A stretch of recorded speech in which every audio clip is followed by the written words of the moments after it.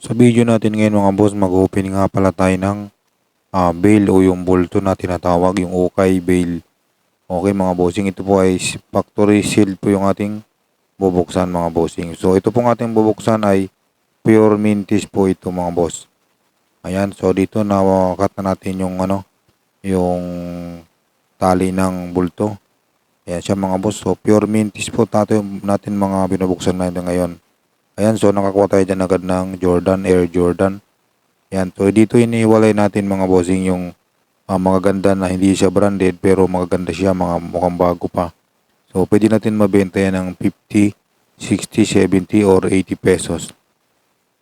Tapos yun naman makukuha natin na hindi masyadong mga bago. So iniiwalay din natin yan sa pagsusorting. Pwede natin ibenta ng 30 pesos. So depende po yan sa diskarte nyo mga boss. So ayan, nakakuha naman tayo ng Adidas. Okay, ito nakakuha tayo ng Puma. Ayan, mamaya po mga bossing, i-hanger natin yung mga branded natin makukuha. Ayan, Champion, nakakuha tayo ng Champion dyan. Ayan, so marami-rami po ito mga boss. Ang isang bulto po ay ang laman po niyan umabot ng 180. Tapos makakuha tayo dyan ng mga pambenta, umabot ng 140 to 150 ang pwede natin pambenta dyan mga boss. Tapos ang naging reject lang dyan kung minsan mayroong 10. Tapos meron tayong makukuha na medyo may mga mancha. Pwede natin ibenta ng tag 10. Basta goods pa yung kanyang condition. Ayan, nakuha tayo ng Gucci. Wastag pa siya mga boss. Mamaya makita nyo yung mga branded natin. Tapos yung mga Chinese na sulat, nabibili din yan mga bossing. Base sa experience sa tindahan natin sa labas, nabibili po ang mga may Chinese na sulat. Sa TikTok, hindi masyadong mabenta ang mga Chinese na sulat mga boss. O yan, tuloy-tuloy lang. Malapit na tayo malahati na sa pagsusorting. So, yung branded natin makukuha mga bossing, pinipresyuhan natin yan ng 80 to 200, 300. Depende po sa brand at saka sa condition ng damit. Magkagay ito mga dry fit lang mga boss na mga Nike, nabibenta lang natin yan ng 100 to 120. So, depende po yan kung sa market nyo pinapatok ba yung mga branded sa ganong presyo. So tayo mga boss ay mababa lang po talaga tayo magpresyo kahit sa branded mga boss. So nakachamba tayo na naman ngayon sa bulto na to. Malinis po ang nakuha natin mga boss. Marami tayong nakuha dito ng mga walang brand pero mababago siya, magaganda pa talaga yung condition niya. So pwede natin ibenta yan ng 50 pesos hanggang 80 pesos. Yun, branded na naman nakita natin. Polo, nakuha tayo ng polo. Ayan siya mga boss. So, based on my experience mga bossing, since July last year, 2024, marami na po tayong nabuksan na bulto. So, wala naman tayong binuksang bulto na nalugi tayo. Siguro sabihin na natin kumita ng konti pero lamang pa rin mga boss yung panalo ang bulto. Kasi sa ngayon po kasi ang ukay ay patok na po sa masa at saka sa mga factory ay meron na silang mga sorter na nagsusorting dito para yung nilalagay nila sa bulto is pwede pa natin may benta. Ayan po siya mga boss. Yan, ako tayo ng Lux brand dyan. A8 yan mga boss. A8. Ayan, so nabibili po yan ng 300. Ganon siya mga boss, depende sa kondisyon ng damit.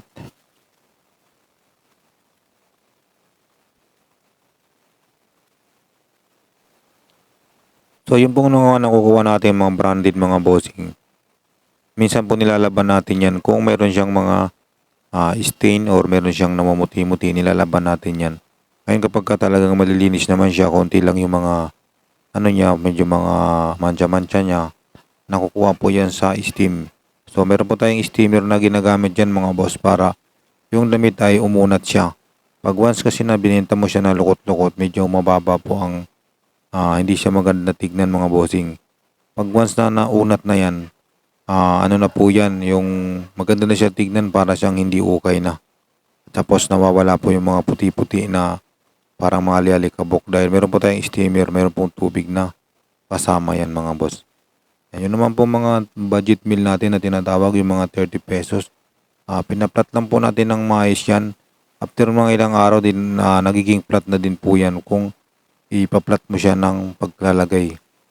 Ayan siya mga boss. Meron po kaming diskarte dyan para mag-flat yan. Bali, iayos mo ng kamada, tapos medyo anuin mo ng kamay. Tapos dadaganan mo ng mabigat na bagay. Magiging flat na po yan after ng maghapon or kinabukasan. So bago ihanggayan mga boss, maganda na siya tingnan. Ayan siya mga bossing. So yung nakuha natin ngayon mga boss, marami tayong mga nakuha na kagaya nito, essential yan mga boss. Essential siya pero made in China. Ang essential po kasi ay isa sa Lux brand. So marami pong bansa ang marami siyang made. Merong Portugal, merong China. Ayan siya mga boss.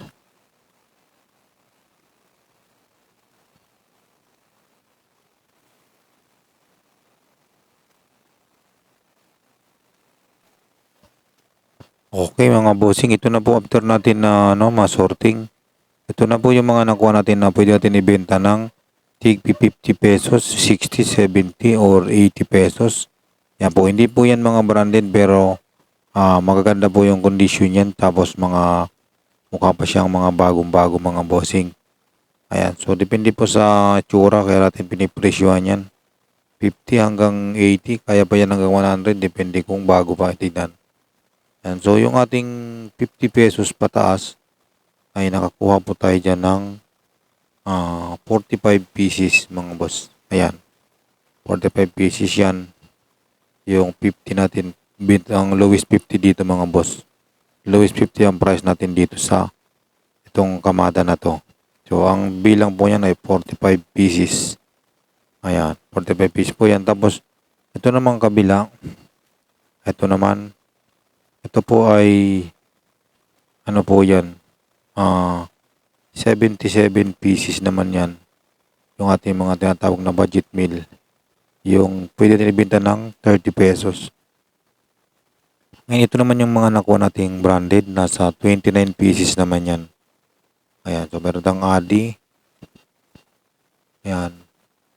Meron tayong Air Jordan. Ayan. Mga Air Jordan mga boss. Pwede yan benta mo ng 100, 120, 150. Ayan. So depende po yan mga boss. So ito wala siyang, hindi natin kilala yung brand pero good as new ito mga boss. Sobrang bago pa niya kaya nilagay ko siya sa branded.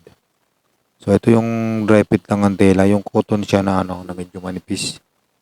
Yan. So Nike yun, tapos ito Levi's mga boss. Pero medyo maliit lang yan size ng Levi's natin nakuha. Ito Champi sa TikTok, ang bintahan natin diyan ay 150 lang. Mabilis po. Ito yung dry fit din na Adidas. Yan. 100 kaya yan. O ito kaya rin to sa mga 100. Kung medyo faded na siya, 80, 70 kaya yan pag brand. Ito Gucci siya mga boss. Gucci Italy, made in Italy. Ayan, kahit 300 to 100, depende. Ayan, ito para siyang imitation ng fast fish lang yung brand niya. Pero yun, parang ginaya yung Essential Fear of God.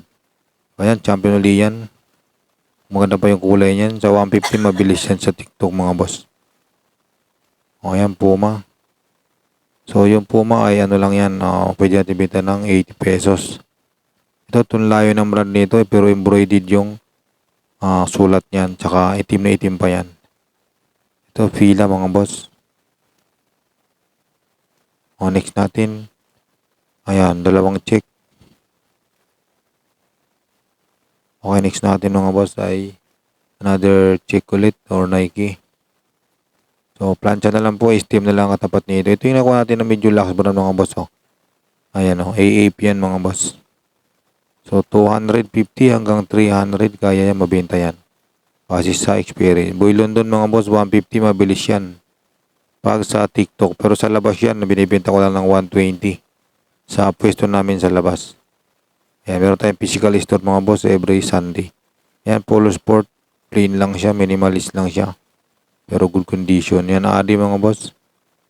Ayan. Ito, WhatsApp mga boss. WhatsApp tayo sa mga bossing. Kung TikTok natin bibenta yan, 300.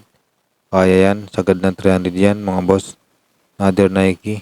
Cotton yan na yung parang cotton dry fit. Ayan siya. So marami tayong nakuwang Nike dito mga boss. Ito Puma. So 29 pieces po ang bilang nitong nakuha natin branded. Ayan. Ayan, Nike uli. So sa mundo ng okay mga bossing, masasabi natin na lamang po ang panalo dito mga boss sa bawat pulto. Ayan.